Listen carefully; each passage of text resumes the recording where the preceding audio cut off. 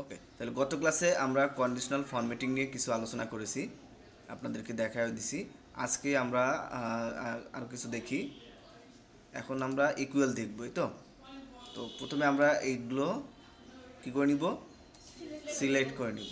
Select করে নেওয়ার পর এইখান থেকে কোনো একটা নাম্বার নিতে হবে, যেটা হতে পারে 500, 4000, 16000, যে কোনো একটা আমরা নিব। হ্যাঁ, নিয়ে মনে করে কন্ডিশনাল ফরম্যাটিংয়ে যাব। এরপরে হাইলাইট সেল রুলসে গিয়ে ইকুয়াল টু এখানে ক্লিক করব। তো এইখানে আমরা লিখব কি, 500 লিখে দিই। 500 লিখলে এর মানে হলো এর ভিতরে এই ইকুয়াল মানে কি, সমান সমান। তাহলে এখানে 500 লেখা মানে এইখানে যেগুলো আমি সিলেক্ট করছি সেই ডাটার মধ্যে যদি যতগুলো 500 লেখা থাকবে সবগুলো 500 লেখাগুলোকে সে শুধু হাইলাইট করবে, 500 নাম্বারকে হাইলাইট করবে, বাকি নাম্বারগুলো সে হাইলাইট করবে না। বুঝতে পারছেন? এইটা হলো ইকুয়াল। তো এরপরে আমরা এইখান থেকে এখানে 500 লিখবো এবং এইখানে হাইলাইট করার জন্য কীভাবে কালারগুলো আমরা এখান থেকে দিয়ে দিব। ঠিক আছে? তো এখান থেকে কালার দিতে পারি, নাম্বার ফরম্যাটিংয়ের এইগুলো দিতে পারি, যে এখানে 500 জায়গায় লেখা যেখানে সেখানে ডেট হয়ে যাবে, এগুলোও কিন্তু করা যায়। হ্যাঁ, আচ্ছা। তো এরপরে ফন্টের এখানে যে বোল্ড ইটালিক, মানে এই যে লেখাগুলো মানে বোল্ড করা, ইটালিক করা, একটু বড় করা, এর কিছু লেখার নিচে আন্ডারলাইন দেওয়া, বা এখানে যে লেখা কি ফন্ট ছিল, এই যে এখান থেকে যে আমরা ফন্ট সিলেক্ট করে দিতাম না, ফন্টের থিম, সেগুলো আমরা এখান থেকে সিলেক্ট করে দিয়ে ওকে দিলে ওই হবে। অথবা আমরা বর্ডারের বিভিন্ন রকমের বর্ডার কালার করে দিতে পারি, অথবা ফিল কালার যে কোনো একটা কালার করে দিতে পারি, দিয়ে ওকে ওকে দিলেই আমাদের এখানে 500 নাম্বারের সমান সমান যে নাম্বারটা আছে সব নাম্বারগুলোই, অর্থাৎ প্রতিটা 500 নাম্বারগুলোই এখানে হাইলাইট হয়ে যাবে। আমি যদি এখানে 500 লিখি তাহলে এটা হাইলাইট হয়ে গেল। ওকে, আচ্ছা। এরপরে আমি আবার এটা সিলেক্ট করলাম। সিলেক্ট করার পরে কন্ডিশনাল ফরম্যাটিংয়ে গিয়ে হাইলাইট অ্যান্ড সেট রুলসে দেখেন এইখানে আছে ডেট অকুরিং। ডেট বলতে যেখানে যেখানে ডেট আছে সেগুলো শুধু হাইলাইট করবে, যেহেতু আমাদের এখানে কোনো ডেট নাই, সো এইখানে ডেটটা আমাদের আসবে না। আচ্ছা, ডেট অকুরিংয়ে ক্লিক করার পর দেখেন কি আসছে, ইয়েস্টারডে, অর্থাৎ আগামীকালের ডেটগুলোকে সে হাইলাইট করবে। এটা দিলাম আগামীকালকের। তো এখান থেকে আরও আছে today, tomorrow, in the last 7 days। তো এইগুলো দিলে লাস্ট মান্থের যে তারিখটা, যে তারিখ যদি ওখানে থাকে, ডেটগুলো থাকলে সেগুলোকে সে হাইলাইট করবে। বোঝা গেছে? ওকে। এরপরটা আছে কি, ডুপ্লিকেট ভ্যালু। ডুপ্লিকেট বলতে কি, হুবহু একই জিনিস না। তো এখানে দেখেন তো 15,000 আছে না দুই জায়গায়, আবার যদি 500 হয়তো অনেক দু জায়গায় আছে, 1000 এরকম থাকতে পারে। তো যতগুলো মানে ডুপ্লিকেট মানে একই সংখ্যা বারবার যতগুলো আছে শুধু সেইগুলোকে হাইলাইট করবে। বুঝতে পারছেন? আচ্ছা। তো এগুলো আপনারা নিজে হাতে করবেন, তাহলে আপনাদের আরও সুবিধা হবে। যেমন এই যে ডুপ্লিকেট, এখানে এটা দেওয়ার পরে এখানে ডুপ্লিকেট দিতে হবে। ডুপ্লিকেট সিলেক্ট করে এইখানে একটা হাইলাইট রুলস দিয়ে দিলেন, হাইলাইটের কোন কালার টালার দিয়ে দিলেন, এটা একটা ডুপ্লিকেট। আর এখানে আরেকটা জিনিস আছে ইউনিক। ইউনিক মানে এর ভিতরে এমন একটা সংখ্যা আছে যেটা একবারই আছে, আর কোনো জায়গায় নাই। বুঝতে পারছেন? একটা জায়গায় আছে শুধু, ওইটাকে সে ইউনিক ধরে নেবে। বোঝা গেছে? এই যে যেমন এই যে সংখ্যাগুলোকে সে হাইলাইট করছে, এগুলো সব একটা একটা করে আছে। বুঝতে পারছেন? এই জন্য সে ইউনিক বলতেছে এগুলা। বোঝা গেল? ওকে।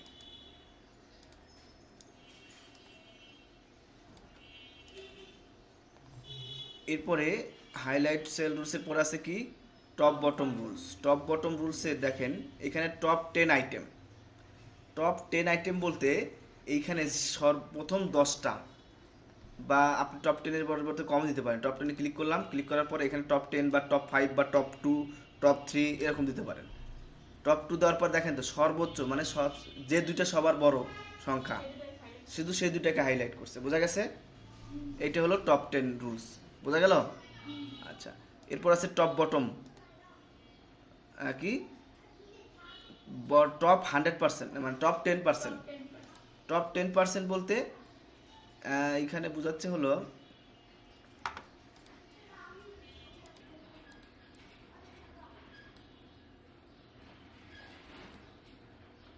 এইখানে যে কন্ডিশনাল ফরম্যাটিংটা আছে সেটা আমি ক্লিয়ার করবো আগে।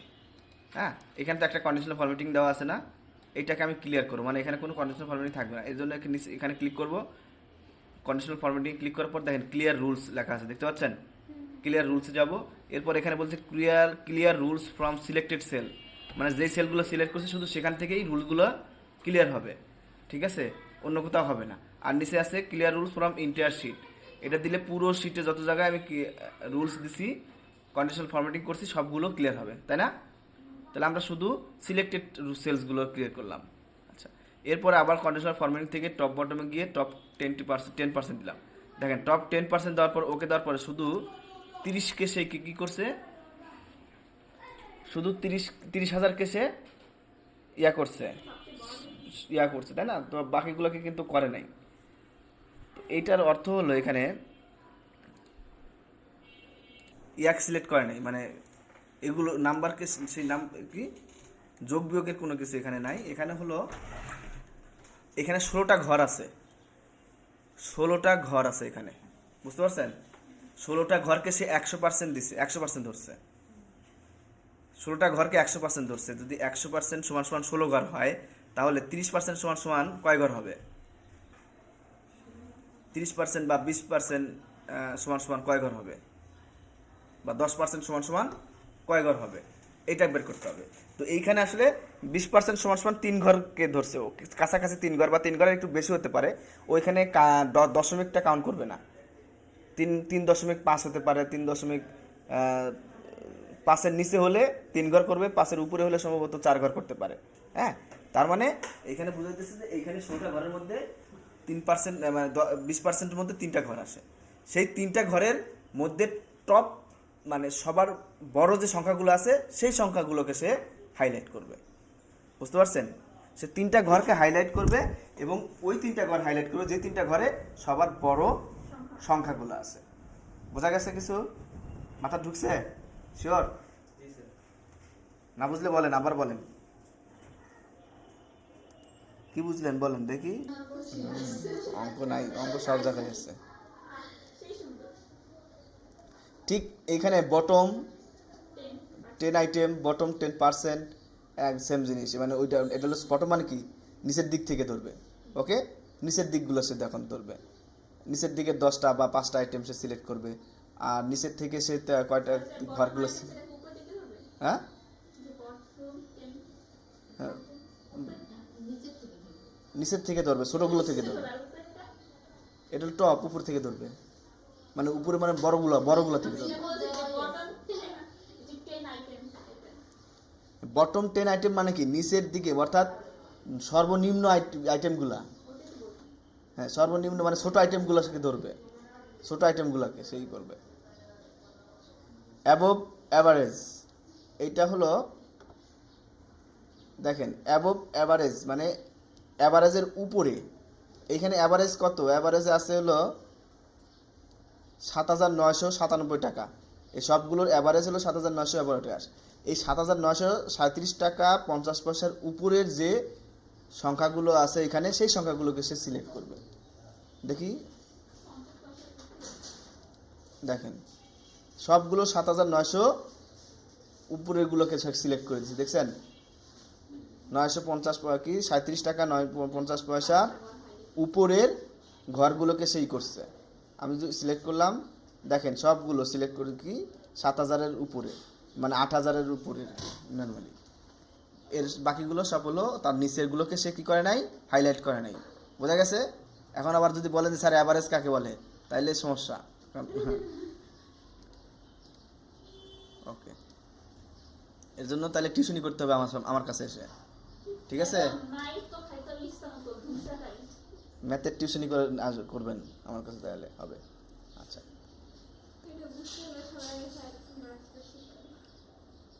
ওকে। বিলো অ্যাভারেজ, অ্যাবভ অ্যাভারেজ আর বিলো অ্যাভারেজ মানে অ্যাভারেজের নিচেরগুলো। অ্যাভারেজ যদি হয় 10 টাকা, 10 টাকার নিচে যে সংখ্যাগুলো থাকবে সেই সংখ্যাগুলোকে সে হাইলাইট করবে। আর অ্যাবভ মানে কি বড় উপরে, তাই না? অ্যাভারেজের উপরেরগুলোকে সে হাইলাইট করবে। আচ্ছা, এরপরে আছে ডাটা বার, কালার্স, আইকনস। এগুলো খুব একটা দেখাই, যেগুলো বড় সেগুলো বড় করবে। ডাটা বারে দেখেন একটা ডাটাকে সে ফুল ধরবে, যেটা সর্বোচ্চ ডাটা, দেখছেন ডাটা বারগুলোতে ভরে গেছে না, এইটা হলো সর্বোচ্চ ডাটা। এই ঘরটাকে সে ফুল সিলেক্ট করে দিছে, একটা বার দিয়ে দিছে।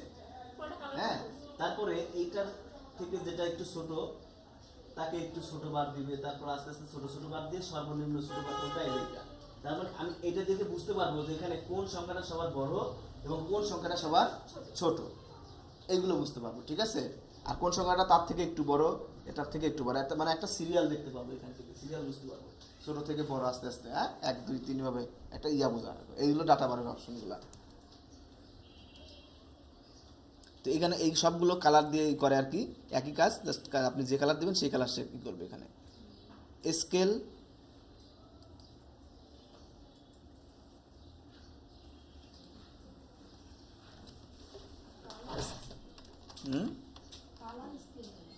কালার স্কেল, এই যে এগুলো মানে রঙের একটা তারতম্য আসবে এখানে, যেটা বেশি বড় সেটা বেশি গাঢ় থাকবে, তারপর হালকা হালকা হতে হালকা, ছোটোগুলো একটা হালকা হালকা হবে, এরকম এরকম আর কি। এই এরপরে আইকন দেখেন, আইকন দিলে কি হয়, এই আইকনটা দিলাম, যে আইকনটা সবার উপর দিকে সেটার থাকবে এই দিকে, তারপর আস্তে আস্তে এরকম হবে, যেটা ছোট হবে আস্তে আস্তে এরকম সে ঘুরতে থাকবে ঘড়ির কাঁটার মতো, ওকে নিচের দিকে যাবে।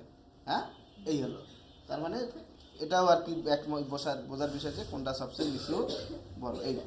এই হলো মূলত হাইলাইট কি আপনার কন্ডিশনাল ফরম্যাটিং। তো আপনার কন্ডিশনাল ফরম্যাটিং বেশিরভাগ লাগবে আপনার এইগুলো, বোঝা গেছে, হাইলাইট, সেল রুলস, এটাই আপনার বেশি লাগে। হ্যাঁ, নিউ রুলসগুলো নিজের মতো করে রুলস বানানো। হ্যাঁ, তো এইগুলো আসলে এটার জন্য আপনাকে আরও একটু বেশি করতে হবে, এটা আমাদের এখানে আমরা এখন দেখাবো না।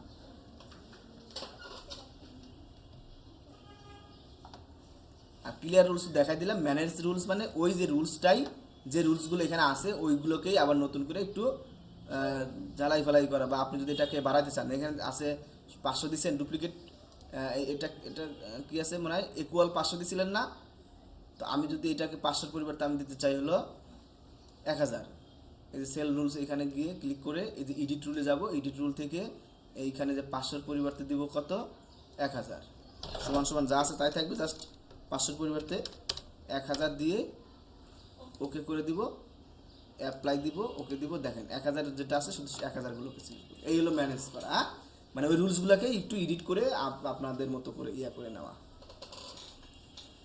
কন্ডিশনাল ফরম্যাটিং শেষ। এরপরে আছে আমরা একটু ডুপ্লিকেট ভার্সনগুলো দিই, ডুপ্লিকেট দেখি। ডুপ্লিকেটটা আমরা ডুপ্লিকেট উইথ কন্ডিশনাল ফরম্যাটিং, এটা আমরা দেখাই দিচ্ছি অলরেডি। ওকে, এখানে কিছু লিখে সেটা এরপর আমরা এইখানে যে ডুপ্লিকেট, এদিকে তাকান, দেখেন এইখানে কি আছে, রেন্টালস আছে, মুভিস আছে, গেমস আছে, ফুড আছে, সবই তো ডুপ্লিকেট আছে, তাই না। তো এখান থেকে আমি ডুপ্লিকেটগুলো ডিলিট করে দিয়ে একটা ইউনিক রাখবো আর কি, এইটা মূল বিষয় হলো এটা। তো এটার জন্য টাইপ থেকে শুরু করে পুরোটা আমি সিলেক্ট করব। সিলেক্ট করার পরে আমরা ডাটাতে যাব, ডাটা থেকে আমরা ডুপ্লিকেট একটা খুঁজে বের করবো। দেখেন এখানে ডুপ্লিকেট কোথায় আছে, এই যে রিমুভ ডুপ্লিকেট দেখতে পাচ্ছেন, এই রিমুভ ডুপ্লিকেটে ক্লিক করব। ক্লিক করার পরে এইটা আমরা কোথায় কলাম, কোন কলামে করতেছি, টাইপ কলাম করতেছি, টাইপ কলামটা সিলেক্ট থাকবে। এরপর আমরা ওকে, এখানে সব যা আছে তাই থাকবে, ওকে দিয়ে দিব। দেখেন ওকে দিলে ওরা বল এখানে কি বলছে, 12 ডুপ্লিকেট ভ্যালু ফাউন্ড, মানে 12টা ডুপ্লিকেট ভ্যালু ফাউন্ড পাইছে এবং সে রিমুভ করে দিছে, আর 4টা ইউনিক ভ্যালু পাইছে সেটা শুধু রেখে দিছে। বোঝা গেছে, রেখে দিই। হ্যাঁ, ডাটা থেকে রিমুভ ডুপ্লিকেট, এই যে এটা, এই যে এখানে এরকম আইকন যদি লেখা না থাকে এই আইকনটা দেখবে থাকবে, ফ্ল্যাশ সেল, তারপর এটা ফ্ল্যাশ ফিল। বোঝা গেছে। এরপরে এখান থেকে এখানে রেন্টালসের কয়েকটা আছে তাই না, ডুপ্লিকেট আছে তাই না, রেন্টালস তো একা নাই, সবই ডুপ্লিকেট, এই যে এগুলো হলো ডুপ্লিকেট তাই না। মুভিসের কয়েকটা ডুপ্লিকেট, দুইটা ডুপ্লিকেট, তিনটা মুভিসে আছে, 4টা মুভিসে আছে তাই না, তাহলে তো ডুপ্লিকেট আছে। তো এই ডুপ্লিকেটের মধ্যে যেগুলো সব ডুপ্লিকেট কেটে দিয়ে জাস্ট 4টা যে ইউনিক ভ্যালু, এখানে যে কয়েকটা যেগুলো ইউনিক ভ্যালু শুধু ওইগুলোই রাখবে, আর বাকিগুলো সব ডিলিট করে দিবে। এই হলো রিমুভ ডুপ্লিকেটের কাজ, বুঝতে পারছেন। ঠিক এখানেও সেম তাই, একই জিনিস, এই যে কেটে দিলাম, রিমুভ ডুপ্লিকেটে গিয়ে ওকে দিয়ে দিব।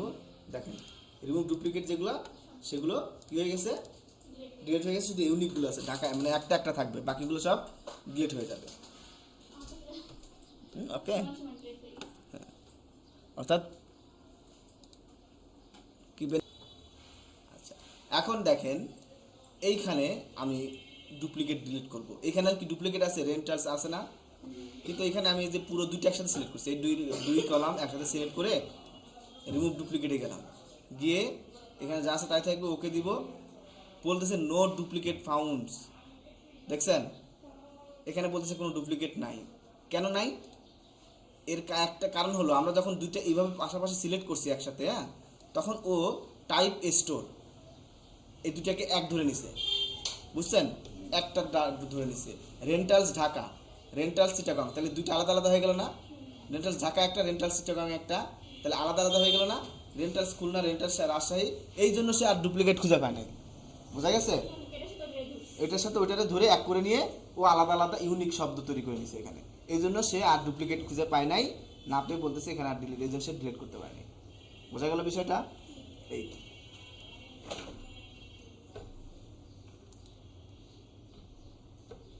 Zoom, split, fridge. জুম মানে কি? জুম করা। ফ্রিজ, স্প্লিট মানে কি বলেন? স্প্লিট। তো জুম আগে করি আমরা। জুম মানে যে এখানে জুম সিলেক্ট করে যে ভিউয়ে যাব, অর্থাৎ যে কোনো সিটেরই ভিউয়ে যাবে, ভিউয়ে গিয়ে এই যে এখান থেকে আমরা জুম করতে পারি না? এই জুমে ক্লিক করলে আর কত পার্সেন্ট জুম করবো? 200% দিয়ে ওকে দিলে দেখেন 200% জুম হয়ে গেল, তাই না?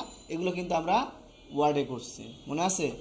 100%, 100% দিলে আমার 100% জুম চলে আসছে।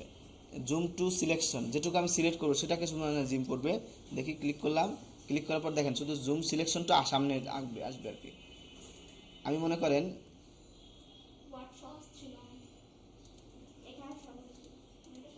আমি এইখান থেকে এইটুকু জুম করলাম, এইটুকু সিলেক্ট করলাম, সিলেক্ট করে জুম সিলেকশনে ক্লিক করলাম, দেখেন শুধু এইটুকু। আমরা আবার এইদিকে জুম করি, আমরা এই মাঝামাঝি একটা জুম করলাম, জুম করার পর জুম সিলেকশন দিলাম, শুধু যেটুকু জুম করছি সেটা আমার সামনে সরাসরি আসবে, বাকিগুলো এদিক ওদিক চলে যাবে, ঠিক আছে? এই হলো জুম সিলেকশনের কাজ। আচ্ছা, এরপর আছে স্প্লিট। স্প্লিট মানে কি? ভেঙে ফেলা। কি করা? ভেঙে ফেলা, হ্যাঁ, আলাদা করা। স্প্লিট মানে আলাদা করা, এরকম মনে হয় কিছু। দেখেন আমি এখানে কার্সার রেখে, মাঝখানে কার্সার রেখে স্প্লিটে ক্লিক করলাম। স্প্লিটে ক্লিক করলে দেখেন চারটা ভাগে সে ভাগ হয়ে গেছে। এটা একটা ভাগ, এইখানে সব পাবেন, দেখেন এই যে আবার নিচের এইটাতেও আপনি দেখতে পাবেন, এই যে দেখছেন একই জিনিস কিন্তু চারটা ইয়াতে ভাগ হয়ে গেছে। এটা একটা গেছে, আবার এটা এদিকে আসবে, এই যে দেখছেন, আবার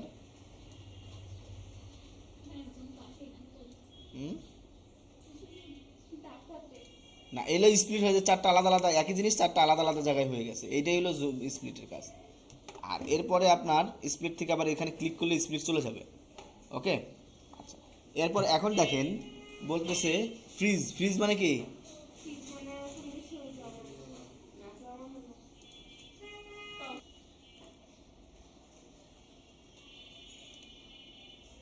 এইটা আমার কি হেডার, কি টেবিলের হেডার না?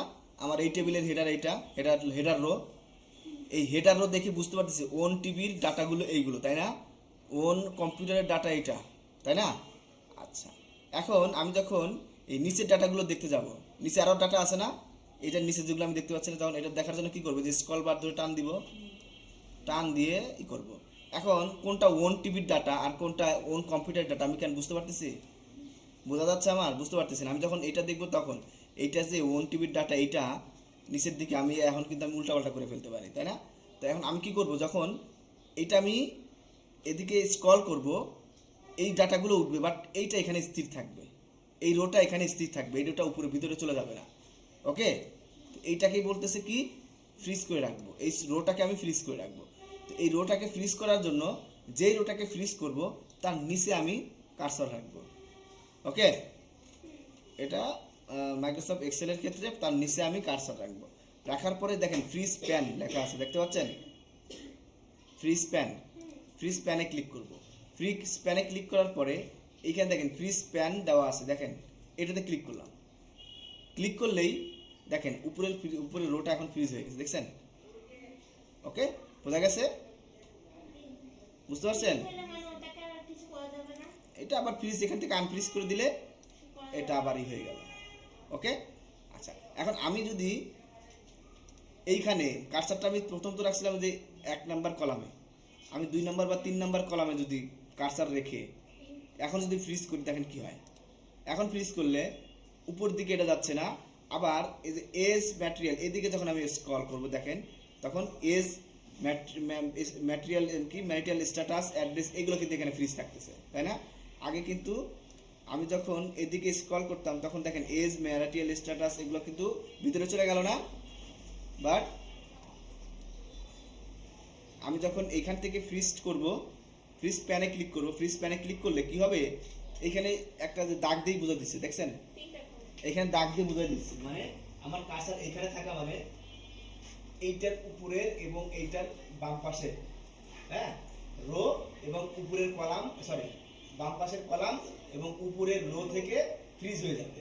শুধু এই ভিতরের এখান থেকে এই ভিতরের অংশগুলো শুধু নড়াচড়া করবে, তার উপরে এবং বাম সাইডের গুলো কি হয়ে যাবে, ফ্রিজ হয়ে যাবে। বুঝতে পারছেন? এই কার্সার যেখানে থাকবে সেখান থেকে তার উপরে এবং তার বাম পাশের কলামগুলো ফ্রিজ হয়ে যাবে। বোঝা গেছে? এইটাই হলো বিষয়। আচ্ছা, এরপর আমি এখানে আমার যদি ফ্রিজ না রাখতে চাই আনফ্রিজ করে দিব, আর ফ্রিজ থাকবে না। ওকে, যখন ফ্রিজ করব তখন দেখেন একটা দাগও আসবে, তখন একটা দাগ আসবে, দেখেন এই যে দাগ আসছে দেখছেন, এই দাগ থাকা মানে এর পাশের এই পাশের কলামগুলো বাম পাশের কলামগুলো কি হয়ে গেছে, ফ্রিজ হয়ে গেছে। হ্যাঁ, এখানেও কিন্তু একটা দাগ আছে, এইটা আমাদের এখানে একটা এখানে যে রোর কালার করছে দেখে দাগটা বোঝা যাচ্ছে না, বাট এই রোর কালারটা যদি না থাকতো তাহলে দাগ কিন্তু বোঝা যেত। বুঝতে পারছেন? আমি ফিল কালার নো করে দেই তাহলে বুঝতে পারবেন। এই দেখেন, দেখছেন এখন দাগ আছে দেখছেন, এইভাবে। আর আরেকটা ফ্রিজ আছে কি, এগুলো সব কোথায় পাবো, ভিউ অপশনে গিয়ে পাবো। হ্যাঁ, এরপরে আনফ্রিজ করে দিলাম। এরপর দেখেন ফ্রিজ টপ রো, এটা ক্লিক করলে সবার উপরের রোটা, সর্বোচ্চ উপরের রো, 1 নাম্বার রো, 1 নাম্বার রোটা শুধু ফ্রিজ হবে, বাকিগুলো আর ফ্রিজ হবে না। ঠিক আছে, বাকিগুলো কোনো কিছু ফ্রিজ হবে না। বোঝা গেছে? আর ফ্রিজ ফার্স্ট কলাম, এটা দিলে ফার্স্ট কলাম মানে কি এ কলাম, এ কলামটা শুধু ফ্রিজ হবে। হ্যাঁ, ভিউ ভিউ ভিউ বোঝা গেছে ফ্রিজ অপশনের ব্যাপার? কার কোনো প্রবলেম আছে? শিওর প্রবলেম আছে? আচ্ছা, এরপরে আমরা এখানে স্পেলিং চেক করবো কেমনে? স্পেলিং চেক, ওয়ার্ডে তো আমরা স্পেলিং চেক শিখাইছিলাম না, মনে আছে? এখানে কোনো লাল দাগ আসবে না, কিন্তু এখানে স্পেলিং চেক করতে হবে। তো এখানে স্পেলিং দেখেন, এখানে যে স্কোর বানান ঠিক আছে, অ্যান্সার বানান ভুল আছে, তাই না? রেজাল্ট ঠিক আছে, এখানে অ্যান্সার ঠিক আছে, ইয়েস বানান এখানে ওয়াইএস দেওয়া আছে, তো এইখানে কিছু বানান ভুল আছে, তাই না? তো ওই ভিউয়ে যাব, ভিউ থেকে না রিভিউ যাব, রিভিউ থেকে স্পেলিংয়ে যাব, স্পেলিং থেকে do you want to continue checking, yes দিলে প্রথম লেখা থেকে সে বলবে যে অ্যান্সারটা আসলে ভুল আছে। এখানে একটা সিলেক্ট করে দিচ্ছে দেখছেন, অ্যান্সার ভুল আছে এবং অ্যান্সারের পরিবর্তে কোন সংখ্যাটা আসবে সেটা এখানে দেওয়া আছে। আমরা যদি এটাকে চেঞ্জ দেই তাহলে অ্যান্সারের ওই ভুল শব্দটার পরিবর্তে সঠিক শব্দটা এখানে বসে যাবে, তাই না?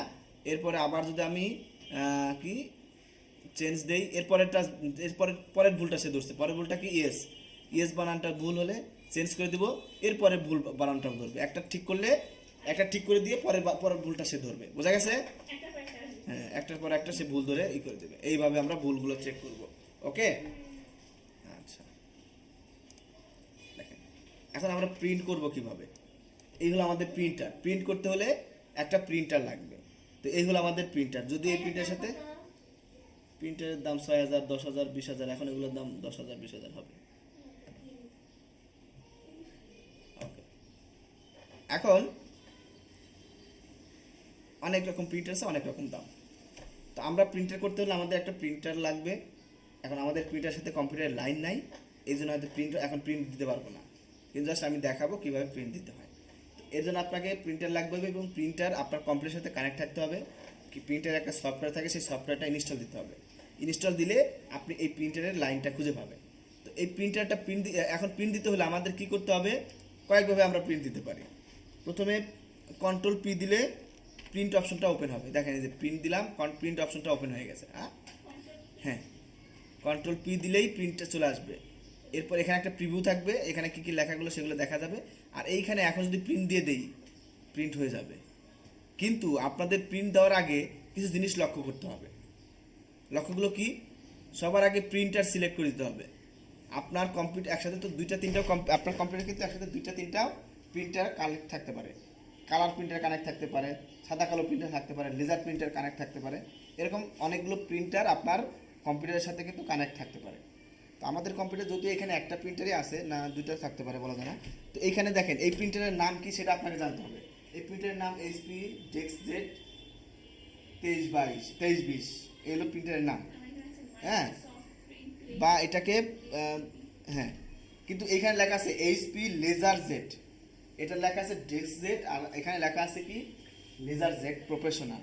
তার মানে কি এই প্রিন্টার কিন্তু এই প্রিন্টার না। এখন যদি প্রিন্ট দিতাম তাহলে আমার প্রিন্ট হতো না, অন্য প্রিন্টার প্রিন্ট হতো, ওই প্রিন্টার কারেক্ট থাকতো। তো ওই প্রিন্টার আমার কারেক্ট নাই, তো ওই প্রিন্টার আমার কিন্তু প্রিন্ট হবে না। এখন এই প্রিন্টার আমাকে দেখা দিতে হবে। প্রিন্টার দেখা দিতে হলে আমাদের যে ড্রপ ডাউন মেনুতে ক্লিক করব, এই যে সাইডে ক্লিক করলেই দেখেন এইখানে যতগুলো প্রিন্টার দেওয়া থাকবে সেই প্রিন্টারগুলো এখানে ইয়া থাকবে। এনিডেক্স প্রিন্টার সম্ভবত কই প্রিন্টারটা দেওয়া নাই। হ্যাঁ, এই প্রিন্টারটা আমাদের এখানে অ্যাড দেওয়া নাই, বুঝতে পারছেন? প্রিন্টার কানেক্ট দিয়ে সফটওয়্যার ইনস্টল করতে হয়। এখানে আসলে আপনাদের ওখানে কোনো প্রিন্ট দেওয়া নাই, সো এখানে প্রিন্টারের নাম থাকবে। প্রিন্টার সফটওয়্যার ইনস্টল দিলে প্রিন্টারের নাম থাকবে। মনে করেন এইটাই সেই প্রিন্টার, তারপর এটাকে সিলেক্ট করে দিতে হবে। সিলেক্ট করে এখন প্রিন্ট দিলে প্রিন্ট হবে, একটা কথা গেল। এরপরে প্রিন্ট আরও কিছু দেখতে হবে, সেটা হলো দেখেন সেটিংসে কিছু জিনিস দেখতে হবে। এখানে লেখা আছে print active sheet. Print active sheet বলতে আপনি যেই শিটে কাজ করতেছেন, আমার এই কার্সরটা যেই শিটে আছে সেটা হলো আমার অ্যাক্টিভ শিট, বুঝতে পারছেন? তো এটা হলো আমার অ্যাক্টিভ শিট। আমার কিন্তু এগুলো তো শিট, তাই তো? কিন্তু আমি আছি কোন শিটে? প্রিন্ট শিটে, আমার এই শিটে আছি।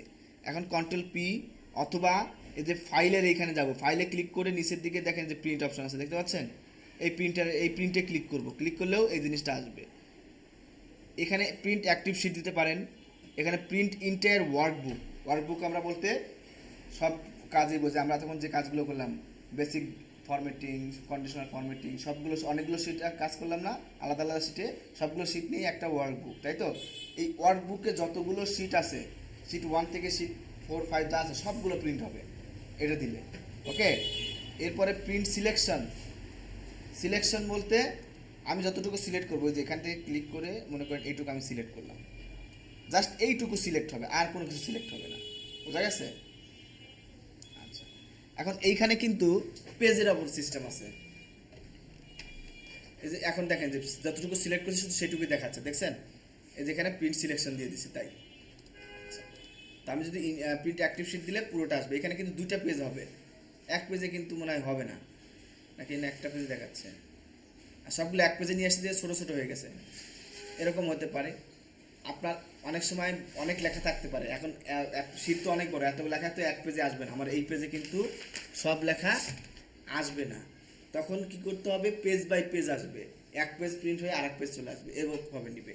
তো আপনি যদি পেজ কত নম্বর পেজ থেকে কত নম্বর পেজ প্রিন্ট দিতে চান, এখানে লিখে দিবেন যে আমি 1 2, আপনার আছে 10টা পেজ, 5, 10টা পেজের মধ্যে 10টা পেজ আমি প্রিন্ট দেবো না, আমি প্রিন্ট দেবো 1 থেকে 5 নম্বর পেজ পর্যন্ত, বোঝা গেছে? তো এখানে 5 নম্বর পেজ লিখে দিতে হবে। আচ্ছা, এরপরে প্রিন্ট ওয়ান স্লাইড, এখানে ক্লিক করলে একটাই প্রিন্ট হবে। প্রিন্ট বোথ স্লাইড মানে যখন প্রিন্ট দেবো একটা আসবে, যে এক পাশে আসবে প্রিন্ট, আর বোথ সাইডে দিলে বোথ সাইড প্রিন্টার লাগবে, তখন ও কী করবে? একবার এটাতে প্রিন্ট করে দিবে, তারপর আবার এই পাশেও প্রিন্ট করে দিবে, এরকম, ঠিক আছে? এটা হলো both side. Print on both side, on sided, both sided, print on both sided, একই জিনিস এটা। Flip page or long age, এগুলো থাকবে।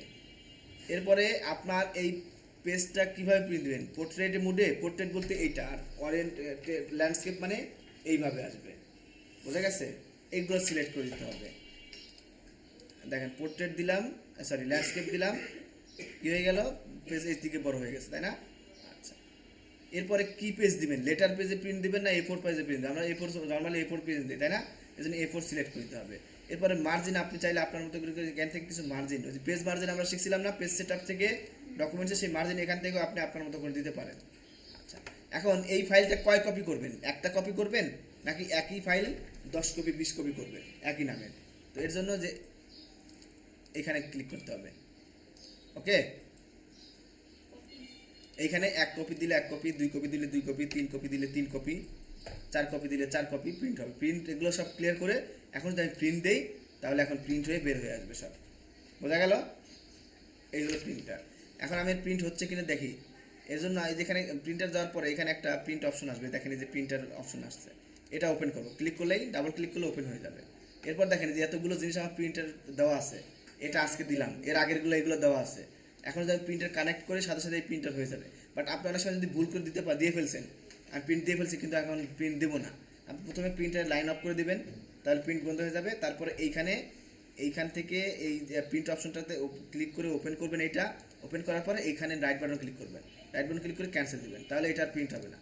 ওকে, আবার সব পুনরায় ঠিকঠাক করে প্রিন্ট দিবেন। বোঝা গেল? এই হলো প্রিন্ট অপশন।